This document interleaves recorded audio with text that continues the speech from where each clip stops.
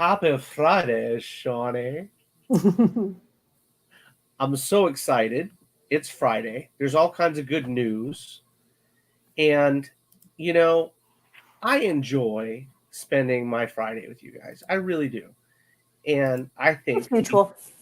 I appreciate that. I think we've got to get back to doing more of the Friday shows. We've all talked about it, and we've talked about getting um, all that together, and I can't wait to do more, and I can't wait to show more art and have amazing folks come on and hang out. We are on Twitch tonight, so I'm Okay. excited about that. The Yay. Twitch viewership has been great. YouTube viewership has been great, so I'm very Awesome. stoked about all those awesome numbers. This show tonight is brought to you by www.ethereal-comics.com. And all the new books are on there currently. So if there's anything you guys are missing out on, swing by the website, check it out. There's all kinds of fun shit on there, I promise. My Metal Girl is now live, Shawnee, and I'm pumped about that.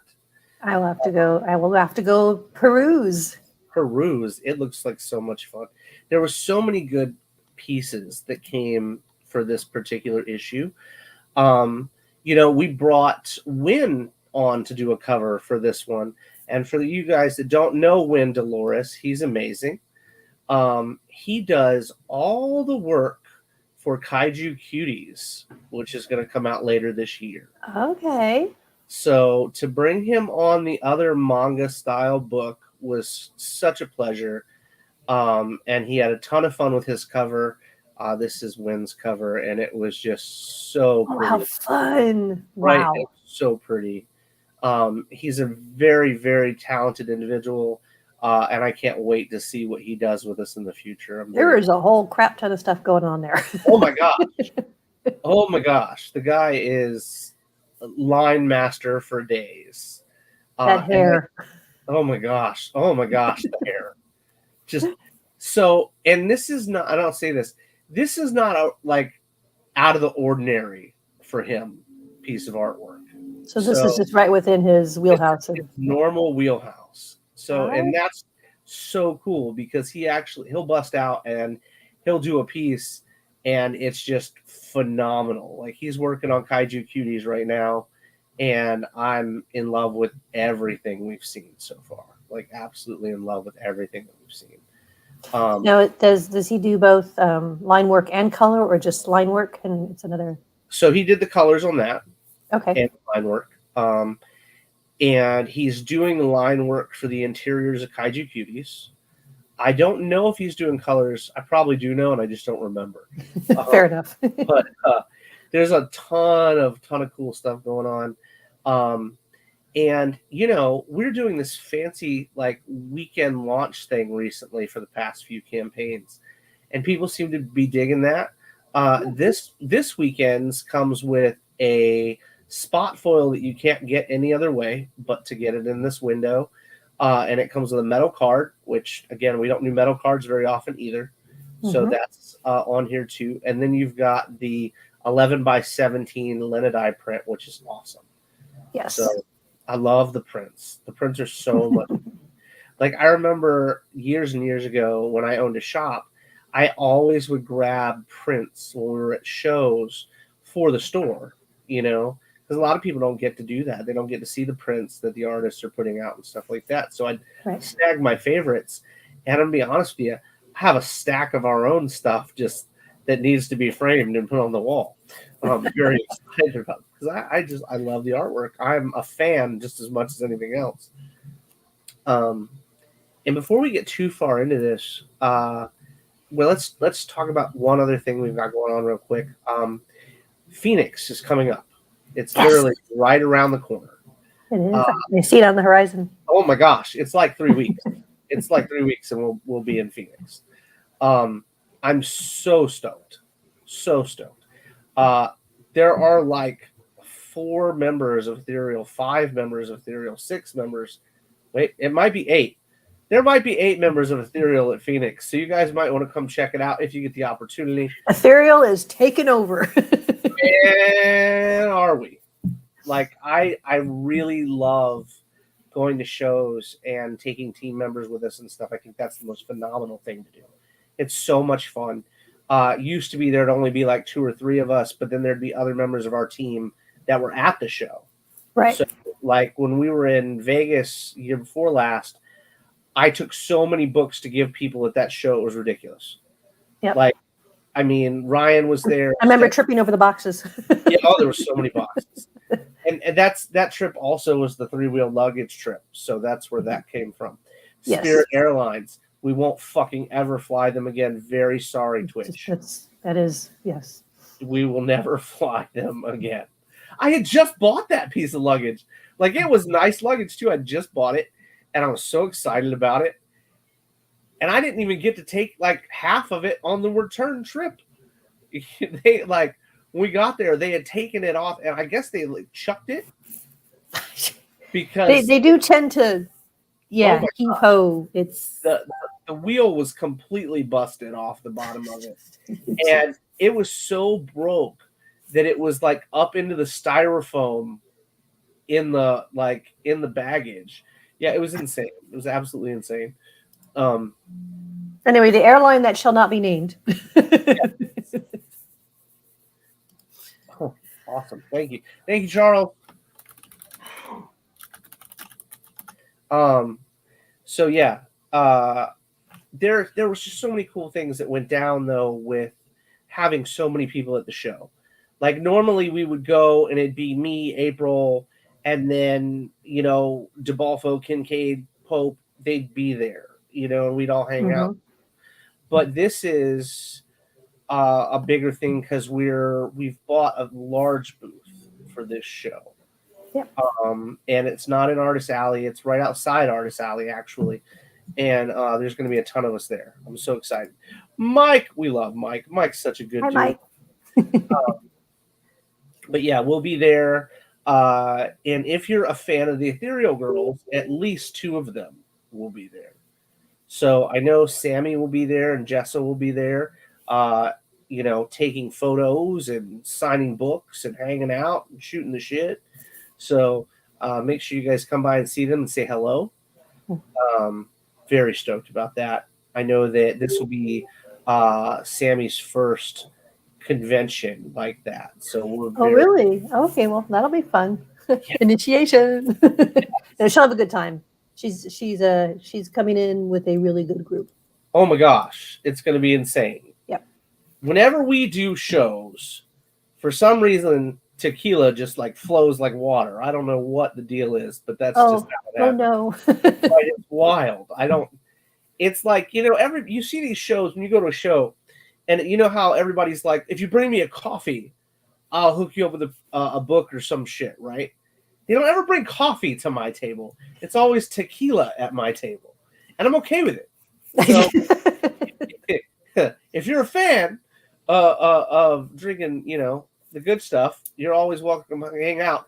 So what's your go-to brand, Dustin? What do you like? I'm gonna be honest with you. I'm a cheap bitch. So nothing wrong with that. But I'll drink well, so it doesn't bother me any. But I do. Oh man, I'm one of those people that will drink anything that shows up, and that's the fact. I mean, you're like me, an equal opportunity lush, right? And the funny thing is, I don't even drink except at shows anymore. Okay. Like to save my liver. That's how insane it is at shows. I like to save my liver for the shows. Because it gets batshit crazy. But anyway, so we'll all be in Phoenix and it's going to be a great time. Word is Trevor Grace may show up, and if you read your books that Trevor has done, I'm sure he'll sign them. He's a great guy. Yep. Derek Tipton is supposed to show up.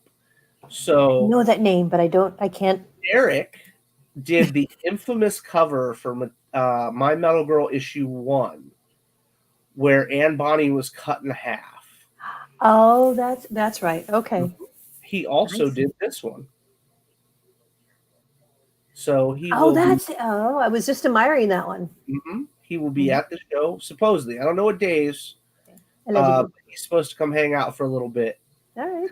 That's what Julia Child said. Save the liver. Save the Yes, liver. save the liver. Now there's a few other people that are going to be there that are going to be really exciting to meet. So make sure you guys, bring some cool books, because there's going to be some bangers there hanging out. Anywho, let's take a look at some of these interiors by Mr. Zy Fawzi real quick for my Metal Girl. These are fun to me. I had so much fun writing these little like chibi scenes because it's interesting how the mangakas are a little bit different than American interior artists, how they do layouts and stuff like that. It's different. And I always thought it was interesting, how they would bring in a facial change or something like that was just different than your norm. And I enjoy seeing it. I enjoy seeing the different interactions and stuff. But you will see that Rhea cannot stand Anne Bonny. Like, she cannot stand Anne Bonny. I sensed that. I got that feeling. Cannot stand her at all. So, an update again for issue 1. Digitals are out.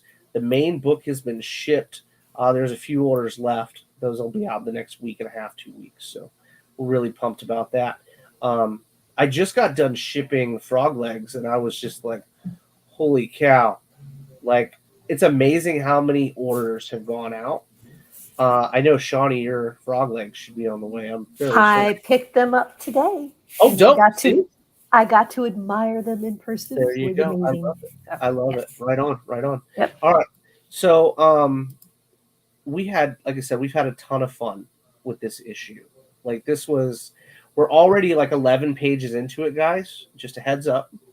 And that is color and line work for this book. 11 pages done already. So we're really, really excited because Zy's doing all of this himself. Beautiful, beautiful stuff. That's a lot of work. It is a lot of work, and he's incredibly talented. And he's done a lot of stuff on the professional scene in manga and stuff like that. So it's great to work with him because I learn a lot from these guys, Let's go ahead and jump into covers. It's Dan. Hey, man. We love Dan. What up, Dan? How are you this evening, sir? I'm doing pretty good. I had a few minutes. I thought I'd pop by. Please. See what's going on. Yeah. We're just going over pages and covers for My Metal Girl issue 2 right now. That looks freaking awesome. Oh, my gosh. So much fun. This one, I'm going to be honest with you, by Sour Acid is probably one of my favorite covers I've ever seen. Like, it is just awesome. He's incredibly talented. He does all the color work himself, too. It's just so cool. And that little heart down there with, like, energy, that's just the greatest thing. Because these characters can't stand each other. So it's such a great, like, perspective. Yeah. Hold on, Mike. I absolutely love it. I think it's a lot of fun, the cover. Again, this is Wynn's cover. We went over this one a minute ago. Mind you, there are wild editions of all these covers on the right. Then Lena Dye, staple. She's been with us for like 3 years now. Incredibly talented. We love working with Lena Dye. Her colors are absolutely beautiful too. Always. Yep. Oh my gosh. They always pop. They're always stunning. Right? Wait till you see the next one's coming. Oh, goodness. And then for the next books even. And then you got Mr. Aguilera. He actually did a cover for issue 1. And this one was fun. I thought it was super, super fun. This was originally going to be a calendar page. Okay. So just so you guys know, we're still working on our calendar. So this was going to be part of it. But the time flew by and it was well past when we were going to put a calendar out for a year. Anyway, just a little bit. A little bit of time passed. We have the ethereal calendar. It goes from August through, Yeah. Yeah. That's it. That's what happens. You guys are responsible when the year changes in between there. And then we've got Derek Tipton's cover and Renee Roth colored his cover. So, and you guys know Renee. We've had her on books for a couple years now. This cover was super fun too. There's a wild version of this cover. I love that he put the energy yo-yo in it. Mm-hmm. Super, super fun. Really talented dude. Like I said, guys, if you get the opportunity to go to Phoenix, Derek is supposed to stop by and say hi and sign some books. So if you bring your stuff, issue 1, if yours is in, of My Metal Girl. If yours isn't in, trust me, I will have them, and you can get some books signed, I promise. Yeah, and if you haven't been to the Phoenix Comic Con, you definitely should go. I haven't been in a couple years, but I started going back when they were in Mesa at the tiny little hotel, and Bitty bitty. they are just the nicest people. For sure. God, their names are skipping. I want to say it's Mike or Mark, but the two guys that run the show are absolutely amazing.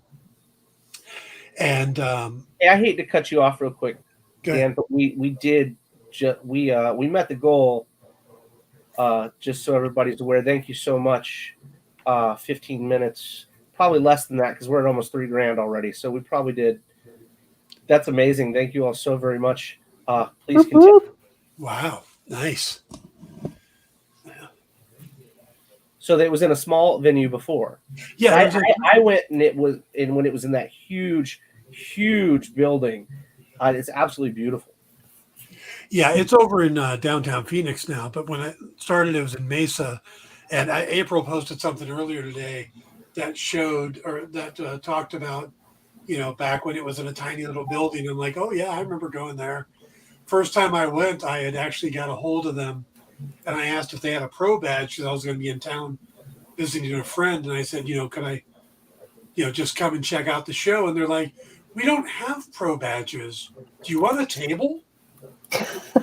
I'm like, Yeah. It's this weekend, and you're off. Yeah, so I get there, and the vice president of the show, or the second in command, meets me at the front door to take me to my table, and I'm seeing all these little artist alley tables through the hallway outside of the main convention. I'm thinking, I'm going to be the very last table. They just threw me in. Right. Nope, they take me right into the convention center, take me down to where all the big people are, and I get seated next to Josh Middleton, Amanda Connor, and Jimmy Palmiotti. I'm like, you guys know that I'm not whoever you think I am, right? So, whatever, man. You've got enough. That's so cool. Pedigree to be sitting there for sure. Yeah, it was a great show, and I went back every year for, man, I want to say 10, 12 years. I've missed the last few, but for sure. No, we didn't do last year because we took the year off from cons, but the year before we went, and it was okay. So I'm an East Coast guy. Like, I didn't move to Tennessee till a couple years back. Well, about 4 years, right before the pandemic started. And we won't hold that against you. Right. I appreciate it.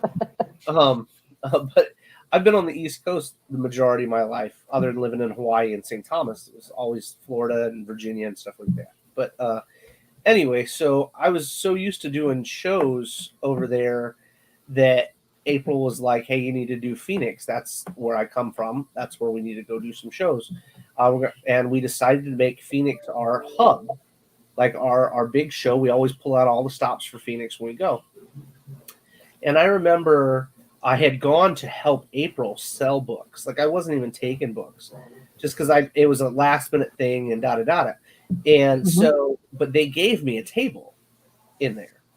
And it was the most awesome experience, And then they do stuff. They do the poker tournament for charity. They do giveaways for charity, all kinds of amazing things. So if you guys are into playing cards, make sure you come see us because we'll be at the charity poker tournament.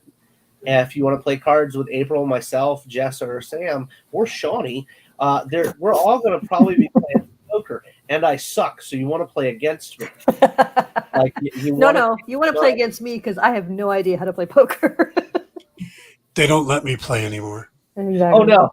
I did a tournament in Long Beach and won. And Nick Barucci of Dynamite Comics put a bounty on my head at the next game. Oh, my gosh. That's hilarious. So Nick and I are good friends, but he put $50 to whoever took me out. Oh my God. Not even. I'm guppy. More. So, but yeah, to Dan's point, this will be my first time attending Phoenix, so I'm very excited. Really? I've heard wonderful things about it, but this is actually the first time I've actually been able to go. That's so exciting. Well, I'm happy. And I get to attend with some of my favorite people, so I'm really super excited. It's going to be, oh my gosh. And we're like, so if you guys want to hang out with us after the show or you want to pregame with us and stuff, we're literally right next to the convention center. So you'll probably see us sitting down at the bar. There's a really nice restaurant down there. So you'll probably see us sitting down there. If you've never been to Phoenix, just listen for April's laugh. Yes. Infectious. It's so infectious. But if you're not from the area or have never been to that show, let me tell you, as a guy that's, worked Miami, worked downtown Jacksonville, worked Atlanta, it is the prettiest downtown. It really, really is the prettiest downtown. I've never been in a downtown, like even in Vegas, right? They say in Vegas, when you walk downtown, it's like lit up like the sun.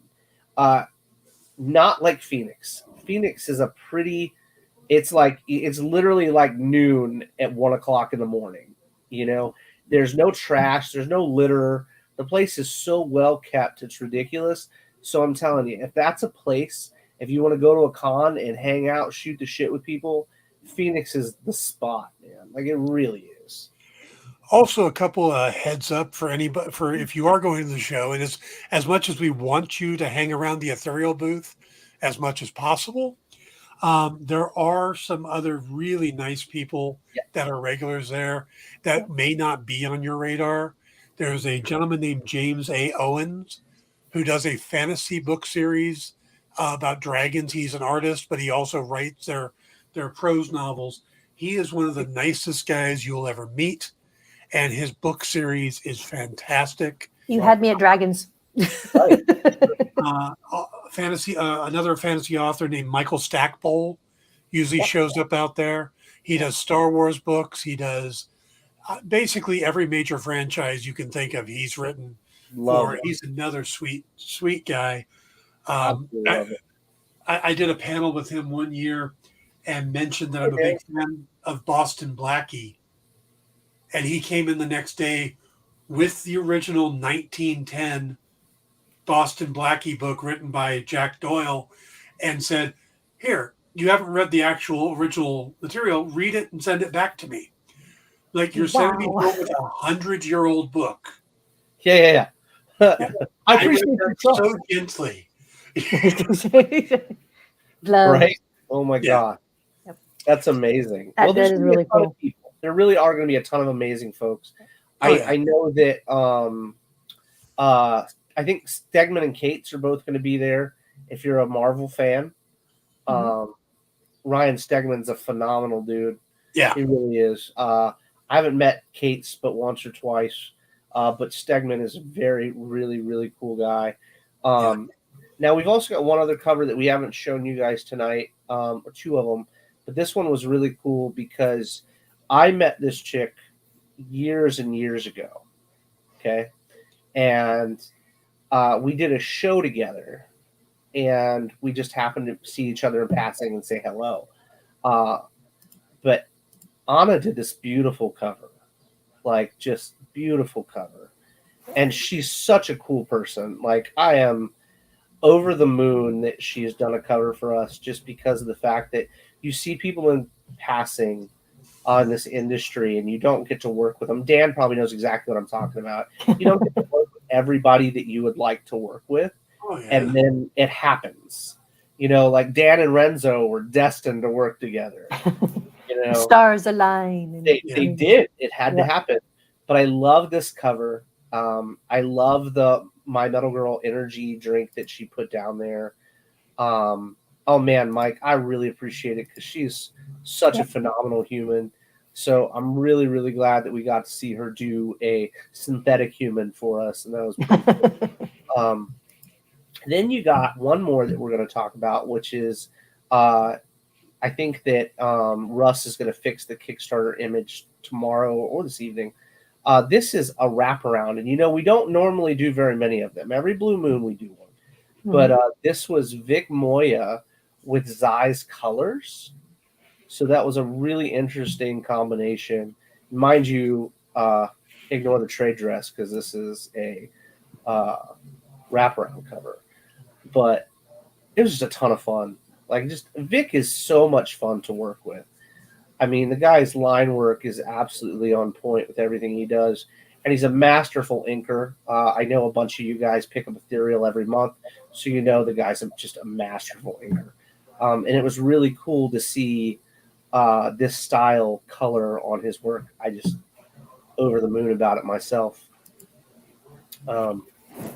And we'll check out a couple more of these pages real quick. This was super fun to me. Like, so much fun. Like, it's I talked about it earlier, and Dan could probably tell you guys a lot about it as well. But you see the difference in a mangaka versus a traditional American artist and what they bring to the table. Like, even how they show motion in a comic book. You know, it's just such a cool thing to watch. You know, and to watch these folks come in and work on my books, and you know, and Dan too. Oh my gosh, I am a fan. Like I said, foremost fan of everybody we work with. So it's like when somebody comes in, they're like, "I got a badass idea." I tend to run with their badass idea just because I get excited and I want to see what they're doing. You know. Particularly when Dan has come up with a couple new ideas recently that we're going to be showing off in the near future. Least of all, the fact that we're already, we're already through issue 1 of Morgana, and we'll be going into issue 2. He's also got a cool new book that he's working on that I'm really stoked about. The first Red Label issue is coming out in the next month and a half. And that'll be Crimson Sails. And Exciting. It was exciting, so exciting for me personally, because having Dan come on and come up with the story for us was awesome. But writing something with somebody as experienced as Dan is an incredible thing to me as a creator, because they're generations. And I feel like if I get the opportunity, like Rudy's cover, which is going to be amazing, but getting the opportunity to work with people that have been doing it longer than I have, and in my side of it, not just the artwork, but writers that are as talented as Dan, and to be able to bring them on and grow with them is starting to feel like I should go grab my cane. It's fucking cool, man. You know, I'm honored, you know, constantly. Thanks, Mike. I appreciate it, man. Everybody is literally giving it all they've got, you know. And Dan will be putting his fingers in all these awesome pages and stuff too. So you'll get to see those different edits and stuff like that here shortly.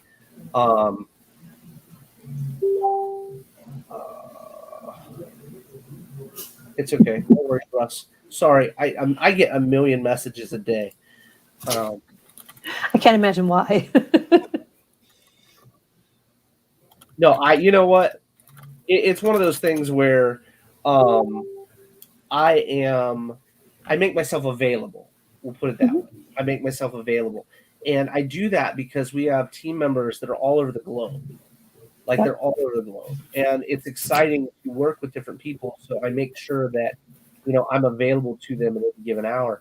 Not to mention I sleep like shit. So, generally speaking, I am probably awake. And that's just because. And there's nothing to be done about it, but it is what it is. But anyway, you know, I think that you guys are really going to enjoy my Metal Girl. And so that being said, I think that you're really going to enjoy Crimson Sails. It was masterful. When I put it on paper, I got excited about it. I knew what I wanted to see.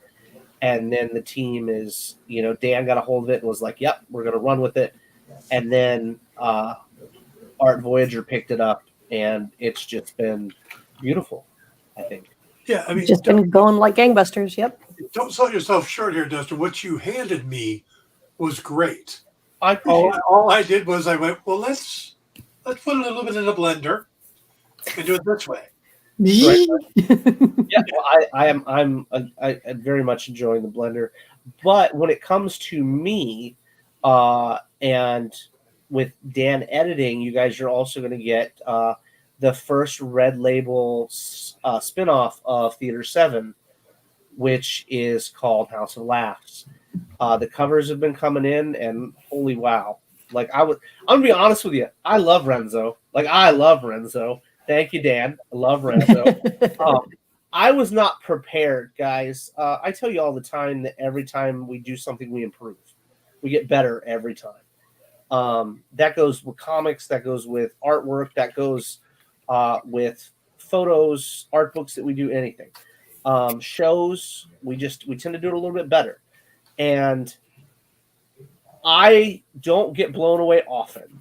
And I got the cover set that he sent us to look at, and I was pretty blown away. So I think you guys are going to be very, very excited about those.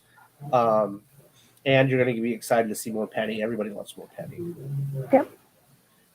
Shawnee, you got anything you want to comment on this campaign, or any thoughts, or what's your favorite cover?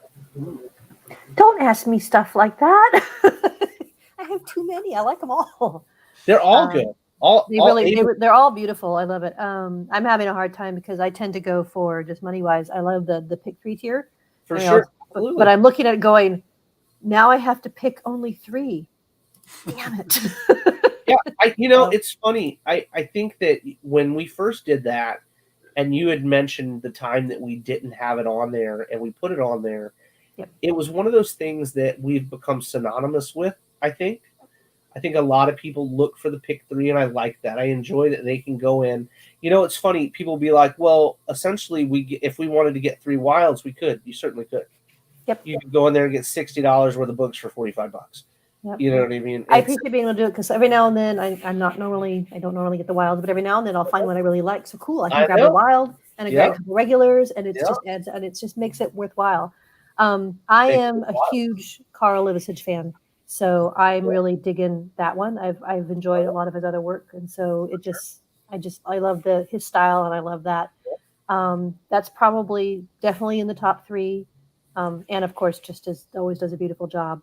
But I like that one, and I like the Wins. Wins is pretty amazing. Yeah, Wins is pretty dope. I'll give you and that. There's a couple, and Bear Witch is awesome.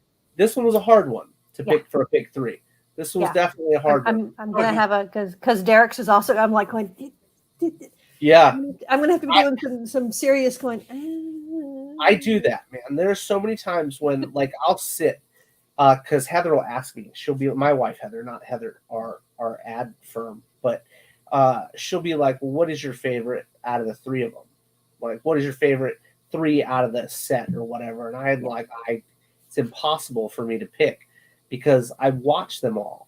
I watch them all from onset to completion, and it's amazing to see what people are creating. When you sit down and you look at a piece of art. And you're like, I saw it from initial pencils. Then I saw it from, I got the inks put in, and it made such a difference. And then I saw the colors get put in.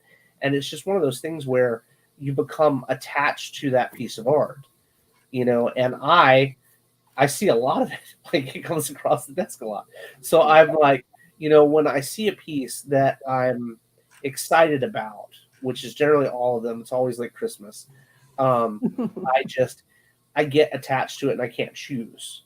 Yeah. And I have a bad, I'm not great at going, I like that one more than that one because I'll see something about one that I like and I just can't pick myself.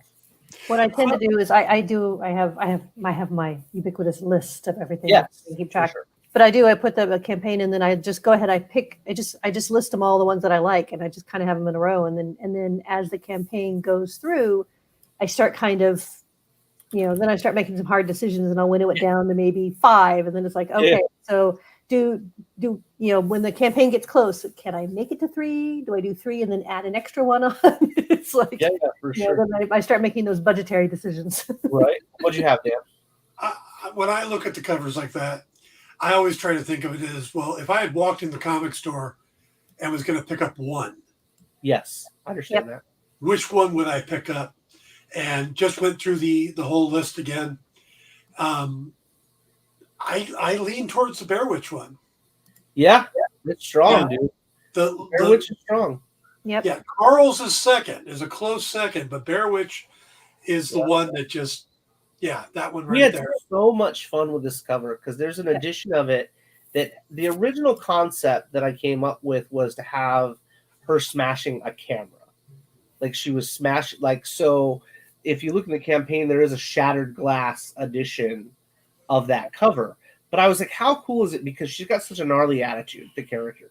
So to have her like smashing another metal girl into the camera was the original concept of like you were a paparazzi, you know. It was a lot of fun. And I think that his covers always stand out really, really well.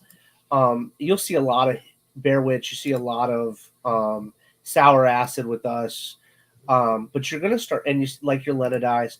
We're getting to the point where I think that we've stepped up a level in the artwork as well as the storytelling with the books.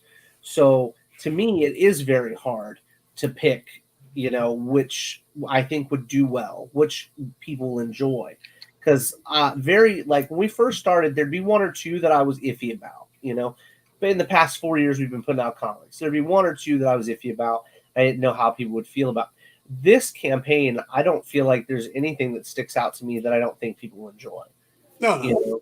They're all great covers. We had so Bodum Ethereal is our Whatnot guy. Really nice guy. I think Shawnee met him.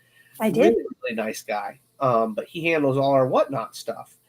And I remember him telling me a little bit ago, he was like, I don't know what I'm going to do with Girl issue 2. There's so many covers I'm going to have to get.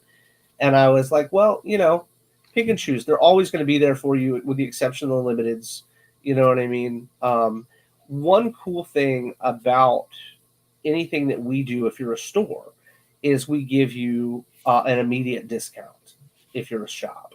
You don't like when I had my own, it was like I would have to go to Diamond and I'd have to order X to get a Marvel discount. You don't have to do that with Ethereal. If you're a brick and mortar or a web store, you immediately get half off your order. It doesn't matter what it is. So we're very proud to be able to support stores. We're in like 17 across the globe right now. So we're very, very grateful for that. And we've got like 4 new store exclusives dropping in the next month and a half. Beautiful, beautiful stuff. But if you want any kind of Ethereal orders, you can reach out to any member of the team. They'll put you with who you need to talk to. And we'll get them shipped directly to you. We don't go third party. So they come right to us. I package them and you get them pristine. You don't have to worry about them just be put in paper and shipped to you in a box. Most of ours, when we do large orders, so it's $400, you get 50 copies for $400, which is half retail. That's half, even more than retail, half retail actually, because we give you half wild as well. So you get half regular and half wild for $400, and then whatever your shipping is. But then they come in Geminis. They come broke down into Geminis, and the Geminis are then put in a box. So you get all kinds of protection with your books, bubble wrap and peanuts and all that jazz. Pink peanuts? Pink peanuts, because they are all over my house. They are all over my house. Debacle. Oh my gosh. Well, I'm so used to packing. Like, I like to do orders. Like, I've got my Ryan Kincaid table behind me, but I like to do orders downstairs, so I'm around my family. Like, I just get to sit with them and talk to them about their day and stuff like that when I'm packing and signing books and stuff. But right now, my kitchen has been like World War III right now. So, because we had that pipe that busted under the floor and water was coming all up underneath my tile. So they've torn all the tile up in the main part of the kitchen. They did take the fans out, thankfully. So they're not causing, those of us in the house with ADHD to have any kinds of issues, because it was overwhelming. Like, it was really overwhelming with those fans in the house because there was like 6 of them, and they're industrial. Yeah, you can't cut them off. You know what I mean? You're supposed to leave them on for the insurance purposes and all that jazz. So anyway, I haven't been able to do my stuff downstairs. So I was up here, and I dropped a huge box of just peanuts, and there are still peanuts in cracks in this room all over the place. And then I have a landing. So my second floor is literally half a house, a walkway, then the other half of the house.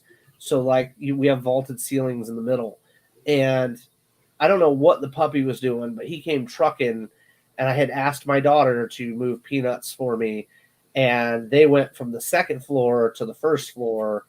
So there are peanuts all down there as well. And it's not like the white ones or like the nice black ones that would hide under the couch or anything. These are bright pink peanuts. You cannot miss them, and they're staticky. So I joke about Shadow, the Prince of Pitador all the time. He's a Pit Lab mix, and he's very staticky. Like he is a very staticky dog. So when they fell over the side, he just happened to run down there and leap in them, and he was walking around, looked like some kind of pink pompadour looking thing, but he was a pink Dalmatian. he was so funny. He was so funny about those things. So rather than we always call it glitter, the craft herpes. So, oh my gosh, yeah, it's a ton of fun. Now the pink packing peanuts. Oh my gosh, peanuts are going to be the end of me. That, and I'm packing 30 long boxes because there's 416 long boxes in my house right now. So I'm packing 30 of them to move them to sell and to have more space for all the inventory that comes in. Because our website, when we first started it, I had listened to everybody about the horror stories about websites and why people have a hard time with websites and stuff. And it was inventory. Inventory is the crutch of most people's issues with websites. And I was like, well, all right. So just so you guys are aware, if you ever miss campaigns, I always buy inventory. There is always inventory here at the house. When you guys get your mystery boxes, all that inventory is here already. So I pull it for you right out of the boxes here at the house. So 30 more long boxes moving out so we can move in more ethereal inventory is phenomenal, and we're grateful. So thank you so very much for supporting the brand and making that a possibility. Yeah, the thing about when you're publishing, I still have probably 25 boxes of books from when I published in the late 90s. That's awesome. Sitting in storage. Yep. You should bust those out one day, man. At a show, you should be like, put them on the table, man. Move those bad boys. I did it at a con a couple of years ago because the artist for the book was going to be there. Oh, yeah. So I got a bunch of the 2 issues we put out with his art in it and had them there, and I would sell them and go, now go about 3 aisles that way, second guy on the right, take them to him. He'll sign them. And about halfway through the show, he comes up and goes, where the hell did you get those from? Right. Yep. We did that at Vegas. Vegas was different for me than most any other show because I'm going to say that a third of the artists that were in Vegas were team members of ours. And it was literally like just tossing people in directions. Like I felt more like a ringleader than anything else at that particular show because I didn't sit down. I was literally like pointing in directions every time you turned around or, propping up the people that were there at the tables that we bought, so it was a lot of fun. And speaking of fun, you've got Phoenix coming up. Then we've got Texas. We'll be in Texas for October. I can never remember what the name of that show is. Texas. Hell if I know. It's in Texas. It's the end of October. And then we're at Amazing Hawaii in November. And then word on the street is we're going to be at Exotica in December, which is one of the largest, shows like that. Adult sites. Yeah. Mm-hmm. One of the largest in the country. So where are you doing Exotica? I think we're in Virginia for that show. I know they do like 3 of them a year in 3 different states. I think we're in Virginia. We got invited. We were told we were going to be the only publishers there. I know that Nathan has been, so I may pick his brain about what to expect. Expect a pretty mild crowd, Yeah. but pretty wild other tables. Yeah, for sure. Well, they told me the funny thing about that show is we don't get a table. So when you get a space at that show, you get an exhibition space. You don't have like a normal table and chairs. Right. So we're Ubering to Walmart to get table and chairs to bring back for that show. So it should be a ton of fun though. Hey, Dustin, is the Texas one Cowtown? Yes, it is Cowtown. So yes, okay. I did Exotica LA quite a few years ago now. Oh man, back when I was doing photography and stuff. Yeah, and I went out there with a couple of models that I had worked with, and yeah, it's pretty interesting. And but like I said, the actual attendees are very relaxed and very laid back. Mm-hmm. You know, I imagine the parties and stuff are batshit crazy. Yeah, what's interesting though is I got there and ran into a very big name in the comic industry who was very popular with all the girls there. Oh wow! Okay, right on. I imagine Stan Lee was doing his thing at one point in time. It wasn't Stan, but it was. I'm with you that level. Right. That's awesome. Well, you know, I think that like we've discussed this numerous times recently because when we had decided to make that transition into instead of teasing the content and what you would call it etchy content versus actual, you know, getting into the nitty gritty of it, it was like how does the fan base feel about it? What do people think about it? You know, and when we started talking about it, the more we talked about it, the more people were excited. You know, they wanted to see the content. And I was doing research on like market research on it and stuff. And it was like, you know, when Playboy went under, you know, when Hustler went under, Penthouse went under, all these things went under that people would read and look at and purchase. There was a gap in what existed. Even in comics, there were so many books that would show you cover work, but not put on in the interiors, what you would see on the covers. And, you know, Shawnee's known me for a while. I was always against that particular type of action. But it was like when we decided to do the Red Label, I was like, cool, look, you know, there were like Broadsword and stuff I always thought was like a cool brand years ago. And I was like, you know, if they're doing it and they're doing amazing work, we're going to do it and we can do amazing work, you know. And I remember getting the first covers in for Crimson Sales, and I was blown away. Like I was blown away. And if everybody I know personally that isn't even into that is blown away by it, I'm assuming the folks that are, you know, buying for it will be into it. You know, there's a legitimate market there for that. I know some publishers who started off that way and then tried to shift away from it, and they're not publishing anymore. Yeah. Because they built up one audience, then they tried to get a different type of audience, and while they had some success, they stopped catering to the original audience. I mean, I did freelance work for this company in the early days, and I remember my first script, one of the notes I got back was, I need a money shot on this page. Yeah, hey. Yeah. Where years later, you know, they're working with all these bigger named artists and writers and trying to get very well established and stuff, and now they don't put anything out. That's a shame. Wow.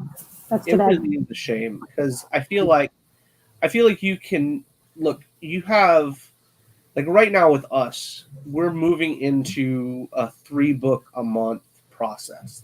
That's the goal. So I remember being terrified of 2 books a month. I do. I remember I was terrified. I didn't know. I remember that too. Yeah. Yeah.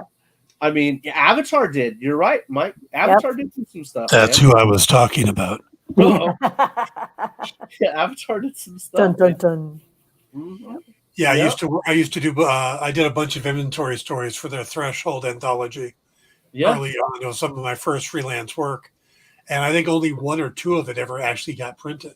Oh my gosh. Oh. Well, it's interesting though, because we sit down and we act like look, people are. You're going to have, like, right now, my wife reads those. It used to be red books. They're not red books anymore, but they used to be red books. All the books had the red spine. The romance novels. There's no romance in those. Those are just all about doing the deed at the end of the book. You're trying to all about chicka bow bow. right. So it's like, I've always looked at it like, we have to cater to different markets with Ethereal. We've always tried to push for different markets. And it's funny how people will be like, so-and-so is not going to read that. The majority of female readers that we have is off the chart. And it's absolutely incredible. And present company included. But it's something that I've always been very proud of. The fact that we have different books for different folks, different strokes as well. You know what I mean? It's a very, very balanced type of storytelling that we like to put out. Even if you're not into the anthro stuff, folks have picked up If It Hops and been like, holy shit, you've changed my life and my perspective. And I always thought it was funny, like it was funny to me that people would have that reaction. But I enjoy that they enjoy the books as much as we do. You enjoy the story as much as we do. You're invested as much as we are in the characters. And that's there. I don't think there's any greater compliment that I could be given than how much you enjoy the book itself, which means that you didn't collect it just to get the cover. You read the book. That's powerful. Yep. And like Dan was saying about all this Avatar, or just any publication that does that, it's, Dustin, you found a good way of doing it. You have to be able to pivot and change and adapt. For sure. Else. But the hard part is not losing sight of the audience that got you there in the first place. That's it. And I think Ethereal has done an incredible job of doing that. You still stay true to the titles that got you where you are, but you're expanding and adapting and changing to have a broader audience, something for everybody and everything else. And as we've seen, those who can't do that, sometimes they don't make it. So you've been reading books your whole life. Both of you have been reading books your whole lives, but as you grow and you age, look, I love fantasy. I love high fantasy, and it's like, once you get to a point though, I was reading less Tolkien and more Dragonlance, you know what I mean? And it was, you get to this point as you grow and you age, like, you want to keep reading things, but you want it to be on your emotional level. Things change. Yeah, they do. And I got news for you. There are situations where I'm like, why did the bad guy throw the main character that he could have killed? We got to get away from fucking plot armor. Or there's, we're watching. I'm a big Aliens fan, so you guys are going to hear all about it probably here shortly when the next movie drops, and the television show, and the next game, because there's a VR game coming out. I'm sure you guys are going to hear a lot about it. But we were watching Covenant last night, and he's like just throwing the chick around, and I'm like, this has like 1990 written all over it, where the Terminator is just throwing the main character around that he could have killed, and I am not that guy. I don't enjoy writing like that. So when it came to sexual situations in books, I knew that there was going to be tension with characters. You've created these characters, and there's going to be tension. Whether you intentionally do it or the book leads you to it or not, there's tension. And I remember Frog Legs was my first, venture into writing a love story. and I knew these characters would get at it eventually, and April laughed at me because she was like, you broke the blue and red label rule on the last page of Frog Legs. And I was like, yeah, they'll forgive me for that one because it's good storytelling. It works for the event. And but I feel like as we grow that we need that. We need the more belief because we're already trying to suspend disbelief, right? We're already trying to take you away from things. Right. But the more that you show people that you cater toward things that aren't low-hanging fruit, it draws you in as a reader more. Like I just went through. So here's a little flag check real quick. So BGD Trade Paperback Volume 1 came out. Dan's got a copy in the mail coming to him next week. Sweet. And I know Shawnee's got some BGD. I think hers actually came in, didn't it? You got BGD. Mm-hmm. So, but this is 116 pages plus trade paperback.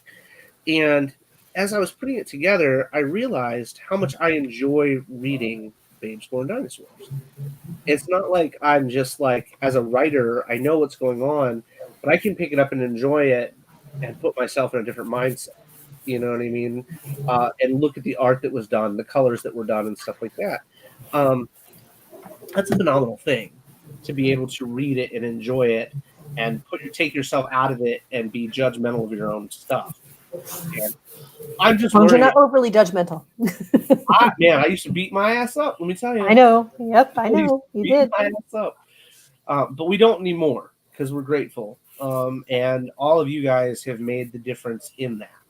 There are moments where shit is insane and there's 1,000 books and you're going, how many books are going to get signed? I remember back in the day when we first started, I was always nervous because in the surveys I would put, do you want Dustin to sign your books?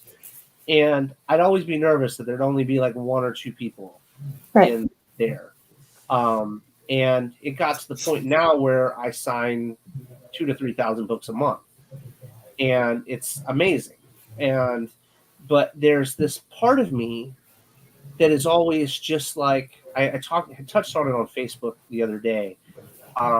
It's amazing to when you see a person's face, right? Or their picture. Like if you go into your surveys and stuff on Kickstarter, you guys put your little logo or whatever avatar up on the thing. I have a terrible memory, but I remember the images. So thank you so very much for your images because I remember the images. And I tie the images to faces. And like it shows and stuff. I'm like, oh my gosh, that's so-and-so. They've got the dragon fucking thing on Kickstarter, And as I'm signing these books, I remember. And it's an amazing thing. But then when you find the people that have never picked up a book before and they want you to sign their book, then it's that's cool. Eyes in the guts, right? You're like, oh my gosh, this has to be the best signature I've ever put on anything. Never picked up our books before. And it's such a cool experience. Like it's such a phenomenal experience because you want to know who they are. Like, I remember as a kid, you could pick up Spawn or a couple other publications where you could write in. Dan knows what I'm talking about. Shawnee, I know you know what I'm talking about. You could write into the publisher, and if you were so lucky, they would put your comment in the back of the book, right? Yes. Yep. And I feel like the modern age is that. You can reach out to me at any time whatsoever on social media or on Kickstarter, and I answer your questions, or I'll speak to you about the books or the product. It's amazing. And speaking of amazing, I just want to say 3705. That's pretty awesome. So, and how long? Not even, I think, just about, not quite an hour. Not quite an hour. That's pretty awesome. Well, yeah, I just wanted to say just a little. Yeah. Oh my God. Amazing. All right, back to the Ready Schedule program. I've got a dip at this point. Right on, Dan. Thank you so much, man, for hanging out with us. Welcome to see you. We're only going to do an hour tonight, so thank you so much. That was awesome. We appreciate you, sir. All right, well, you guys have a good night, and we'll see you soon. Awesome. Yes, sir. Hey, make sure you guys catch Dan's live shows. He does awesome live shows. They talk about movies and comics and all kinds of crazy stuff. So make sure you follow Dan. If you're not, that is Dan Wickline, and he is a true badass. Anywho, thank you guys for hanging out with us. I think we're closing in on our first stretch goal, right? Are we closing in on that? Is that a thing? Probably. Let's see. Let's see. We'll close it in on. We're getting there. Yep. Love it. But I just want to thank you all so much for hanging out with us. We really appreciate you. And we'll talk to you shortly. Thank you. And we'll update you soon. Before I forget, Greed, 2 weeks. Greed 5 will be up for Kickstarter. And supposedly, we'll start seeing some physical copies in the beginning of July. Ooh, exciting stuff. You know what that means? That means that right before that, we'll be seeing Theater 7 physical editions, and I know everybody's ready, so me too. Yay! Penny. Love. All right, guys, thank you so much, and have an incredible evening. Night, everyone.